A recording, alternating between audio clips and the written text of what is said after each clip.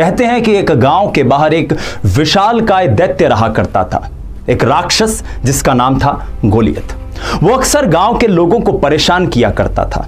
गांव के मुहाने पर आकर खड़ा हो जाता और उनसे कहता कि तुम में अगर हिम्मत है तो किसी को मुझसे लड़ने के लिए भेजो, वरना पूरे के पूरे गांव को मेरे सामने आत्मसमर्पण करना पड़ेगा। गांव के सैनिक बहुत घबराए हुए थे।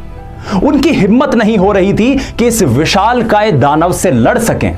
उनके तीर बाणों में भी इतना कौशल नहीं था कि इस विशालकाय दानव का मुकाबला कर सकें। एक दिन एक 17 साल के लड़के, एक चरवाहे डेविड को इस बात का पता चला। वो सैनिकों के पास पहुंचा। उसने सैनिकों को कहा कि तुम इससे लड़ते क्यों नहीं हो? सैनिकों ने कहा, मूर्खो, ये इतना विशालकाय है, हम अपने तीर कमान से कैसे इस पर निशाना लगा पाएंगे? डेविड हंसा और बोला, तुम पागल हो जो ये सोचते हो। ये क्यों सोच रहे हो कि ये इतना बड़ा है तो निशाना कैसे लगेगा? अरे ये सोचो कि अगर ये इतना बड़ा है तो निशाना चूक ही नहीं सकता। और ये कहते कहते डेविड गांव के बाहर निकल गया, सीधा गोलियत को ललकारा और अपने गुलेल से पत्थर मारकर उसने गोलियत को मार गिराया। ये डेविड और गोलियत की कहानी अक्सर हमारी जिंदगी में भी घटित होती है।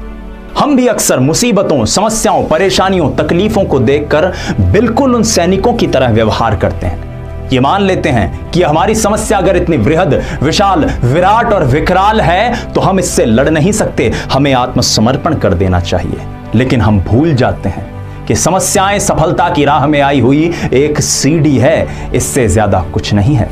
हम किसी समस्या का समाधान तब तक प्राप्त नहीं कर सकते जब तक हम उसी सोच का इस्तेमाल करते रहेंगे जिस सोच के जरिए उस समस्या को हमने उत्पन्न किया है। कुंवर बेचैन साहब का शेर है, चोट पर चोट ही देते जाने का शुक्रिया, पत्थर को बुत की शक्ल में लाने का शुक्रिया, आती न तुम तो क्यों मैं बनाता ये सीढ़ियां, दीवारों मेरी राह में आने का शुक्रिया। साथियों, अपनी समूची शक्ति को संचित करके अपने आप से प्रश्न कीजिए कि आप सफल क्यों होना चाहते हैं? आप क्यों जीतना चाहते हैं? आप क्यों भीड़ से अलग होना चाहते हैं? यह बात सत्य है कि एक प्रतिस्पर्धा में केवल एक ही विजेता होता है। यह बात सत्य है कि इम्तिहान के लाखों उम्मीदवारों में केवल कुछ हजार ऐसे होते हैं जो सफल होते हैं। लेकिन अपने आप से प्रश्न कीजिए, दुस्साहस के साथ यह प्रश्न कीजिए कि उन हजारों में आप क्यों नहीं शामिल हो सकते?